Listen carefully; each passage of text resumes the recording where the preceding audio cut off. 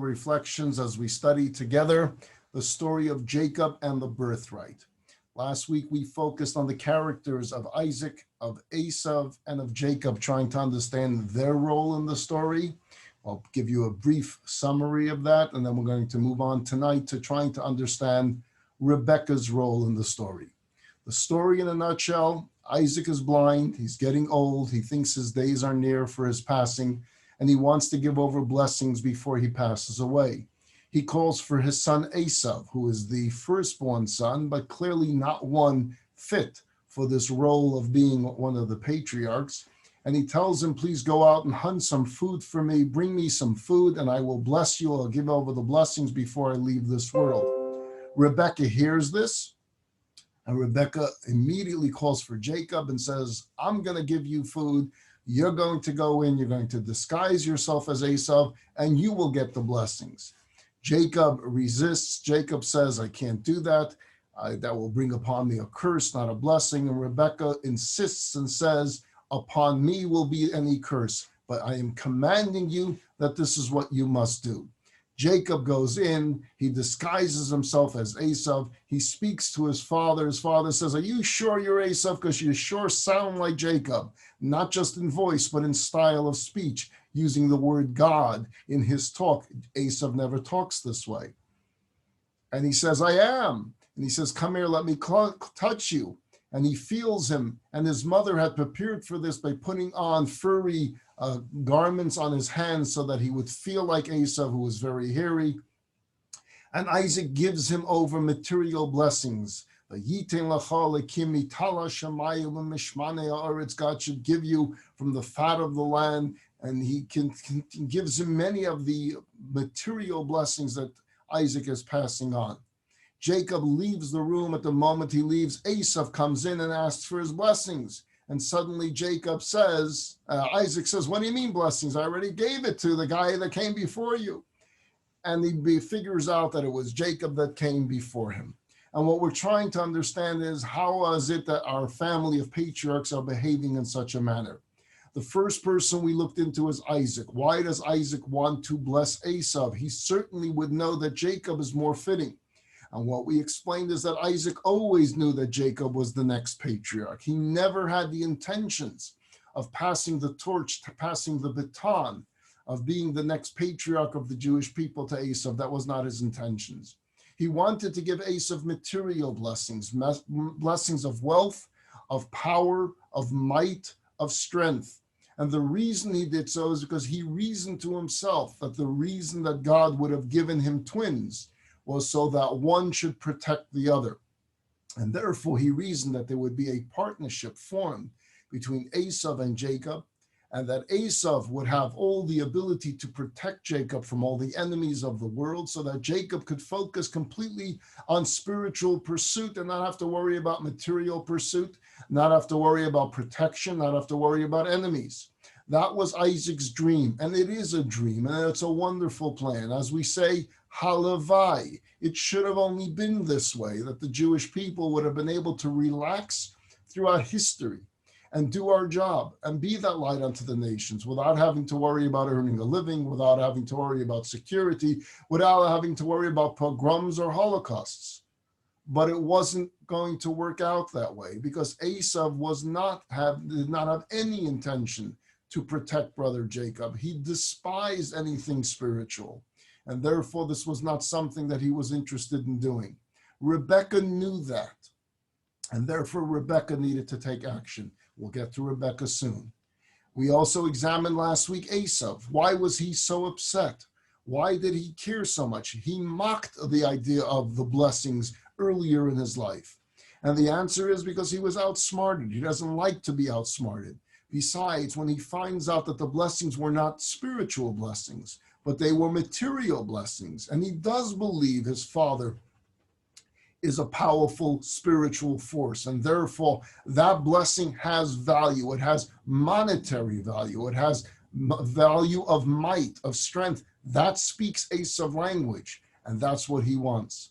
Finally, Esav's upset because now the charade is over. He could no longer go on fooling his father. His father now knows more about the relationship between Esav and Jacob.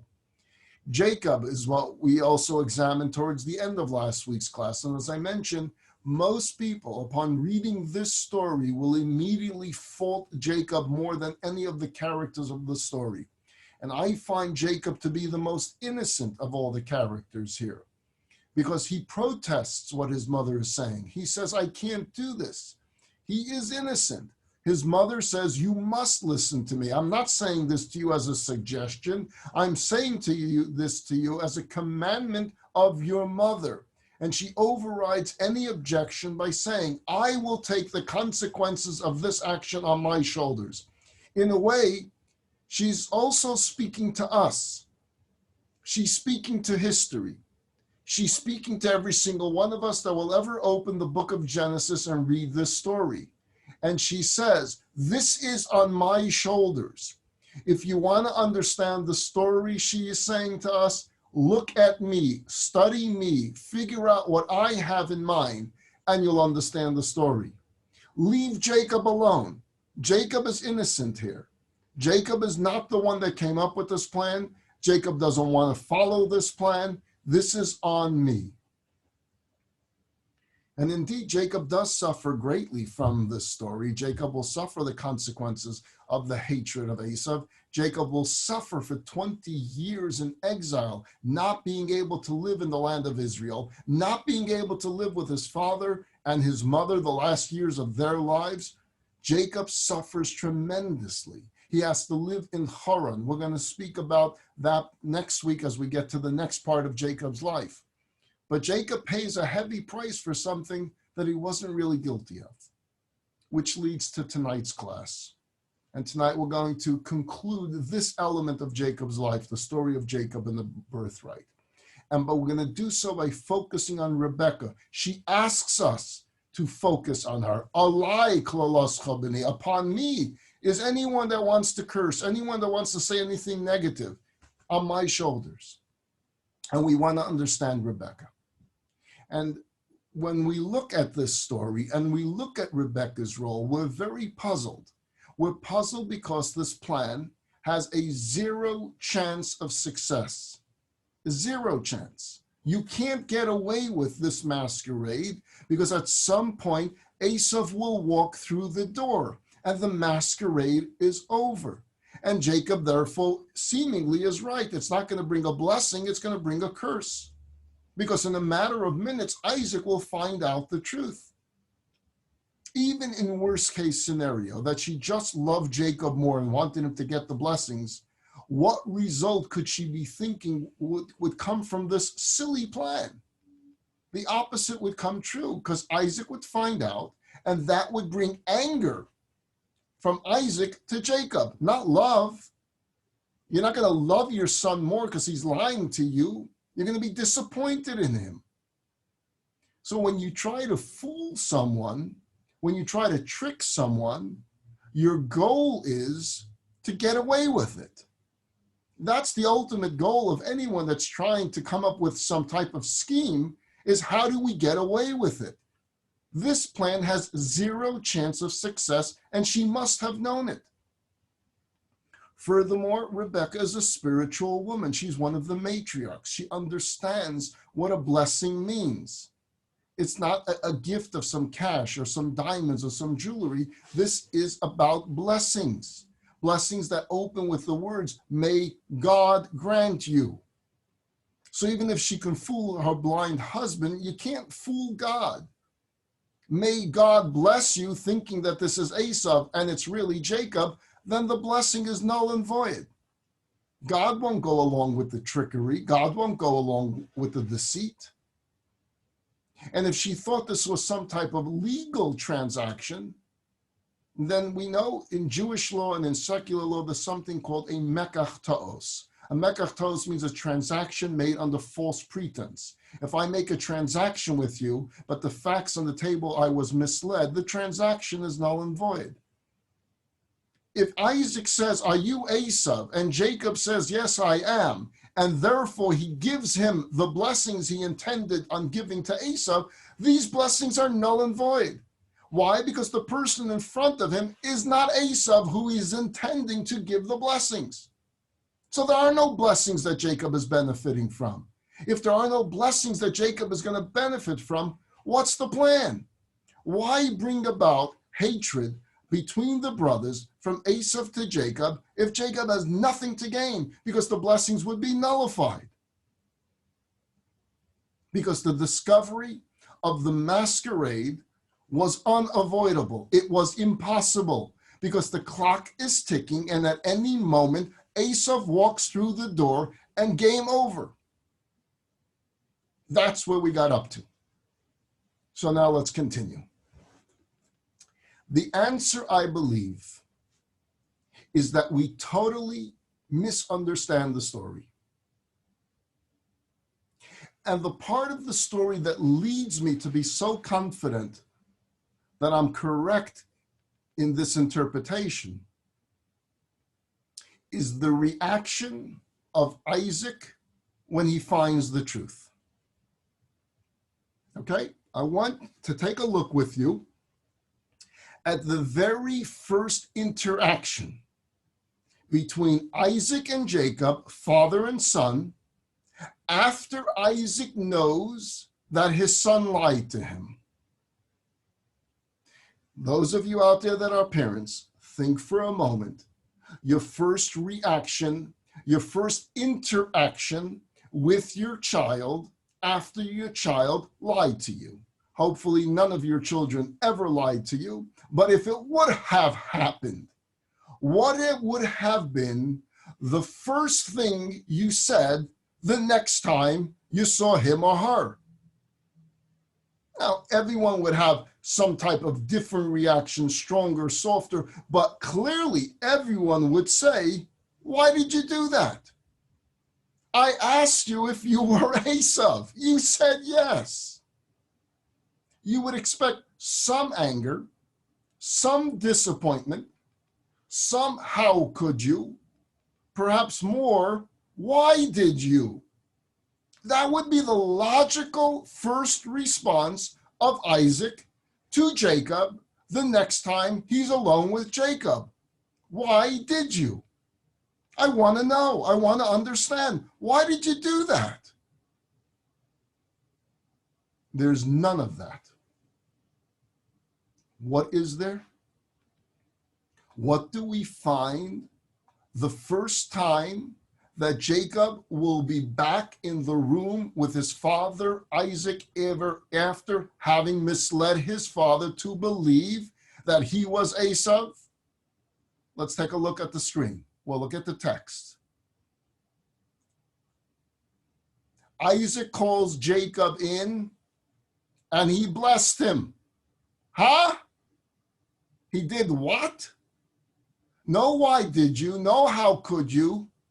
No, it's wrong to lie to your father. Very first, Isaac called Jacob and blessed him. And he commanded him and said to him, you shall not take a wife for the daughters of Canaan. Arise and go to Padan Aram, to the house of Besuel, your mother's father, and take yourself from there a wife of the daughters of Laban, your mother's brother. Verse 3, and may the Almighty God bless you and make you fruitful and multiply you, and you shall become an assembly of peoples. It gets better, verse 4. And may he give you the blessings of Abraham. Right now, what happens in this first encounter between Isaac and Jacob? Right after Jacob misled his father, what is Isaac going to do? Not only doesn't he scold his son, he now officially passes the torch and says, may God make you the next patriarch of the Jewish people. May he give you the blessings of Abraham. He's passing the torch to you and to your seed with you, that you may inherit the land of your sojournings, which God gave to Abraham. I'm passing along to you now the blessings of Abraham. I am now making you officially the continuation. It was Abraham, it was Isaac, and now it's Jacob. And I'm giving over the land of Israel into your hands. What's going on here?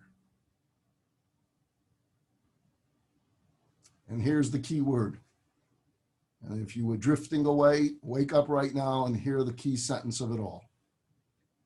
The intention of Rebekah was not to get away with it. Her intention was for her masquerade to be discovered. The whole intention was to get caught, not to get away with it. She wants to get caught. Why? We have been told by the author of the Bible, by God, that Esau despised the birthright. We know that. We have been told that he married women unbecoming the Abraham family. The Torah told us that. We've been told that he was not living a life that would make his parents proud. The Torah told us that as well. And yet after the Torah telling us all of this, the Torah tells us that Isaac loved Esau and wanted to give him blessings. After everything the author prepared us, the audience, for, to let us know Esau is not worthy of this. Esau is not good to his brother. Esau despises spirituality. The Torah then tells us, but Isaac loved him and wanted to give him blessings. What else does the Torah tell us about Isaac? It tells us that his eyes were weak and he could not see. These are key words. He could not see, not just physically. He was blinded. He was blinded by his love for his firstborn. He was blinded by his dreams that his brothers would work together on a mission. But Rebekah wasn't blinded. Rebekah saw reality. Now, certainly, husband and wife, as every couple would, must have had numerous conversations about their children. What else do we talk about? Which means there is no doubt in any of our minds that Rebekah must have made her case over and over and over to Isaac. Esau is fooling you. He's not who you think he is. It's not all of a sudden that Isaac loved Esau. He always loved Esau, and Rebekah always loved Jacob, which meant the couple, Isaac and Rebekah, were always discussing this. And Rebekah is always trying to convince Isaac, open your eyes. But the Torah tells us she couldn't open his eyes. He was blinded. Everything the Torah tells us, all these little clues are leading us up to this story. Esau is fooling you. No, Esau can't fool me. I know my son. I know my boys. Try as she may, she could not convince her husband Isaac that he was being deceived. And now, with seconds ticking away, what could she do to stop what was about to happen? What could she do to convince Isaac, you're making a mistake? Merely stating it again, she has stated it many times. Protesting it, she has protested it many times. Nothing penetrated Isaac. So she comes up with a plan. It's a daring plan, and it's a dangerous plan, and it's a costly plan, but it's her only chance. What does she want? She wants to prove to Isaac how easy deception was and how he could be deceived. And here's her plan.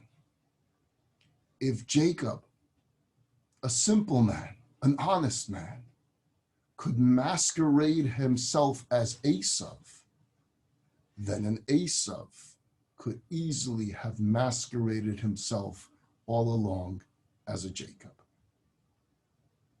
And in this, Isaac's undeception comes through the deception. She succeeds perfectly. You see, this is about a marriage squabble between Isaac and Rebekah. And Rebekah finds a way to get her message across in a most powerful way that gets Isaac's attention, and more than that, gets his understanding. Now I'm going to back this up for you. We're going to look at some text. I'm going to look at some of the commentaries on the text. I'm going to look first at verse 33.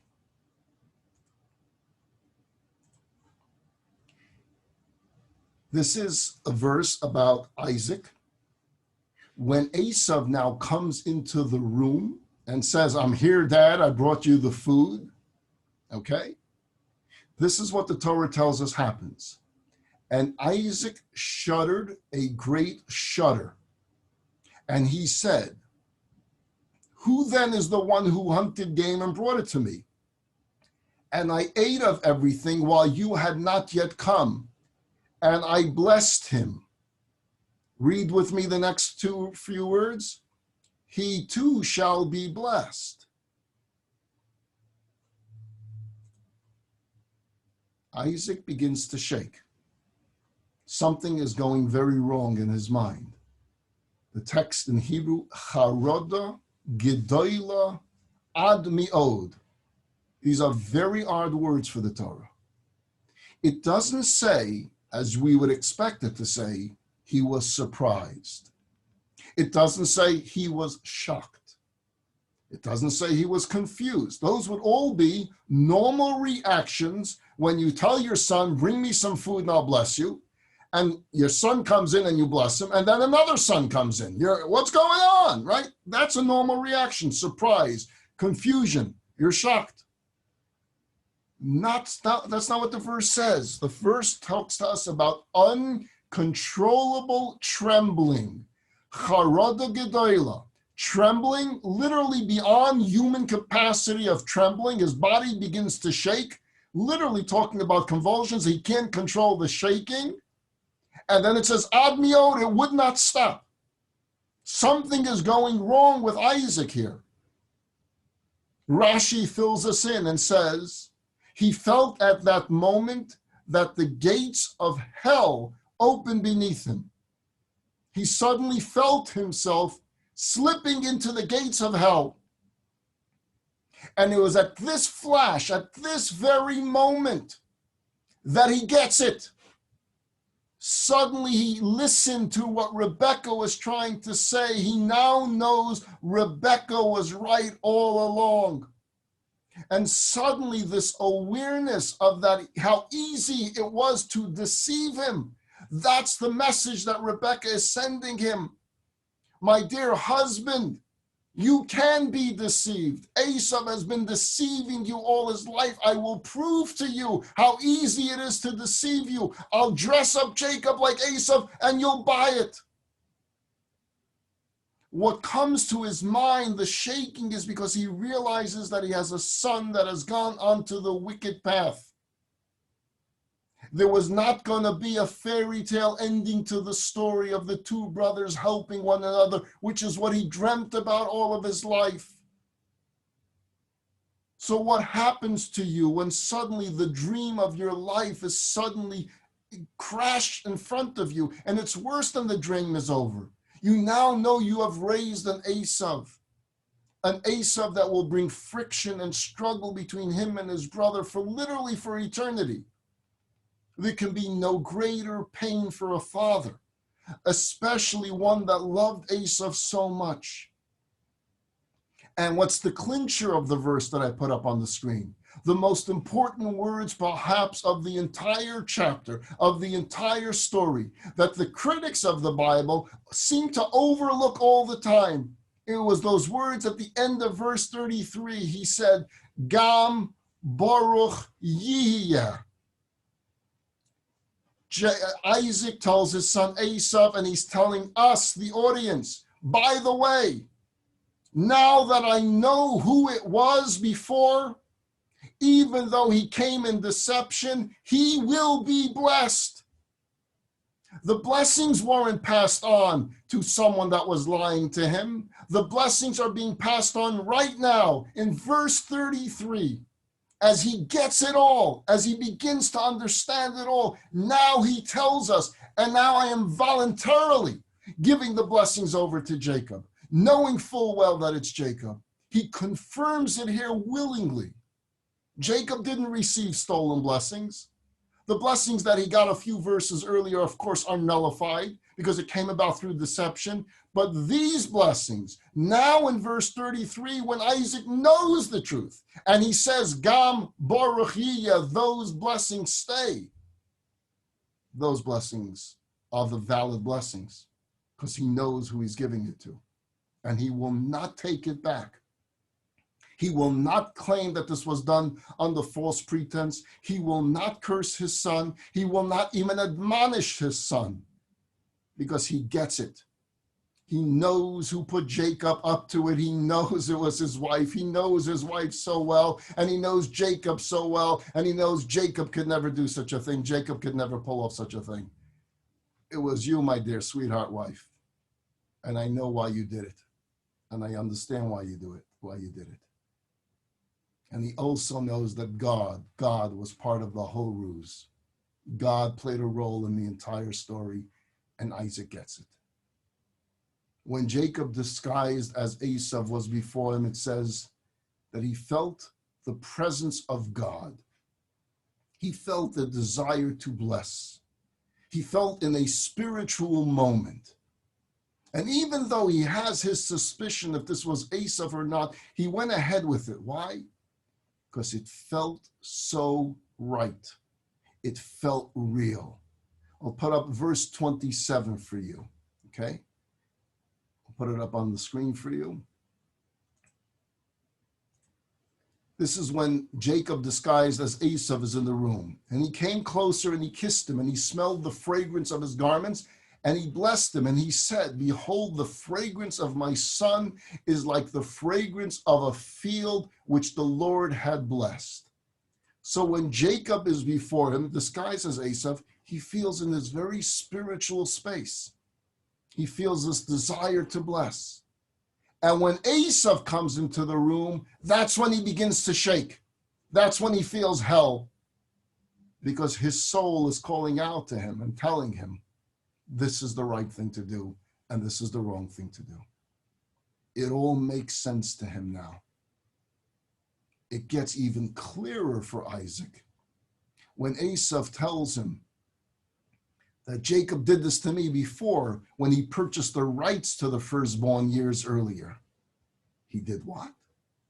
You sold your rights to the firstborn and you never told me about it? Now everything is becoming clear to Esau. And to Isaac. And Esau will plead. And Esau will cry. And Esau will beg. And at first Isaac will resist and say, no, I'm not going to give you any blessing. This is again the father that said, I love this son. But now he gets it because Rebekah got to him. Rebekah was able to open his eyes even though he was blinded. And so at first he says, no. But Esau will continue to beg. And so Isaac will give him a limited blessing. And these limited blessings are quite prophetic statements. He says, you will dwell in the fat of the land, but you will live by the sword. Your nation will always be involved in warfare. That's going to be the personality of your nation. And when you serve your brother, if you ever fulfill that which I dreamed of, things will be well for you. But when not, it won't. But then he adds this, and this has cost us terribly over history. When they, the Jewish people, the descendants of Jacob, when they falter, when they go off their mission, when they leave the path of why God ever made a chosen people, and they're thrown into exile, then your people will have the upper hand over them. And that's the reference to Rome, which comes forth from Esau, having the power to destroy Jerusalem and the Holy Temple. The text tells us that Esau in his heart plots to kill his brother. The verse says, Yikrivu Yemei Avel Avi Vahargo. My father says he's about to die. So as soon as he dies, I'm going to murder my brother. Interesting, according to that interpretation, he still doesn't want to upset his father. But other interpretations say that's not what he's saying. He's saying, I will cause my father to grieve. I'm going to pay everyone back by murdering my brother. Let my father and mother suffer. They did this to me. Jacob is going down. I will murder my brother, which will then accelerate the death of my father. And if I murder my brother and my father is dead, I inherit everything anyway. Rebekah hears of the plot of Esau that he wants to kill Jacob. And so she will call Jacob in again and say, Jacob, my tatala, run, Jacob, run. Run for your life.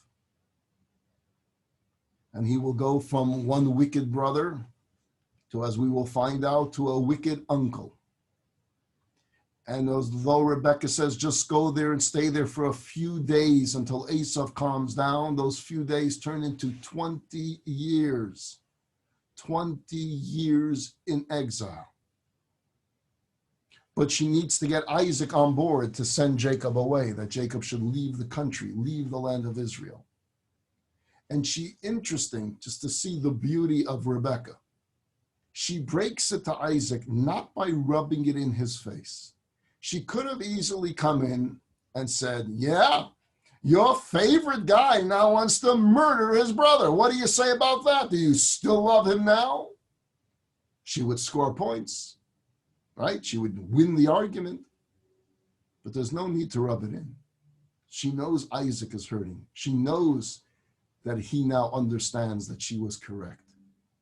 And so she'll simply say, it's time for Jacob to get married.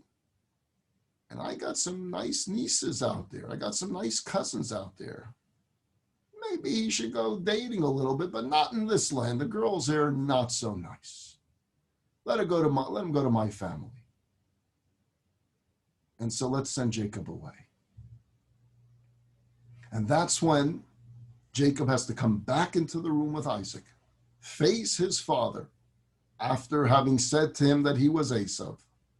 And as I mentioned, when he comes into the room, no mention about the disguise, there's no reprimand, there's no disappointment, the very opposite. More blessings, more powerful blessings, spiritual blessings. The mission of Abraham is now passed officially to Jacob. And in order to fulfill the mission, in order to take on now the baton of being the next patriarch of the Jewish people, you need a matriarch as well. You need to get married. And for you to get married, you can't marry a Canaanite. You got to go to your mom's family and find someone from there.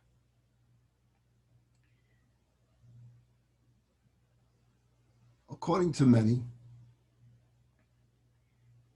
it seems like he was giving him now all the blessings that he would ever need. Material blessings, spiritual blessings. And he's sending him on his way to Padan Aram, to Rebekah's home. Marry someone like your mother. I have learned the hard way. I should have listened to her all along. Marry someone like her. And he adds the role, as I said, he's now officially passing on. You will be the next patriarch of the Jewish people. And to your seed, and all of your seed, will be part of this new nation. You see, whereas Abraham had two sons, Isaac and Ishmael, and it wasn't passed on to all of his seed. It was only passed on through Isaac. And Isaac has two sons, Jacob and Esau, but it's only passed on to one. Jacob will be different. All of his children will become part of this new nation. The first Jewish family, which will give birth to the original Jewish nation in Egypt. And this will begin the story now. The focus now of the Torah will move as we went from the story of Abraham to the story of Isaac. And now the spotlight is on Jacob, the third and final patriarch of the Jewish people. And like Abraham, it begins with a journey. Abraham began with the story of Lech Lecha, a journey. Jacob will begin his role as patriarch with a journey. By Abraham, though, he left to Israel with a family and with wealth. By Jacob, unfortunately, he leaves Israel all alone and poor. Abraham's focus was going to be on monotheism. That was the focus of Abraham's life. Jacob's focus was going to be on building the first Jewish family. And he will raise this family in exile out of the land of Israel. He will leave Beersheba, which was a peaceful environment, and he will go to Haran, which was a hostile environment. We're going to need to learn from the very onset of the Jewish family how to survive as Jews in hostile environments. Because for a good part of our history, that's where we were, in hostile environments. It won't always be like the glory days of Abraham. There will be many years of exile, and Jacob represents the exile of our history. Next week, we're going to focus on the famous dream of Jacob as he begins this journey, as he's leaving the promised land, as he's leaving Eretz Yisrael. He has a dream called the dream of Jacob's ladder. And that's where we're going to begin next week and continue our journey into studying the life and times of Jacob, our patriarch. I invite you all to join me Wednesday at 12:30 as we study from the book of Deuteronomy, Moses' final speech to the Jewish people before his passing. Have a wonderful week, everybody.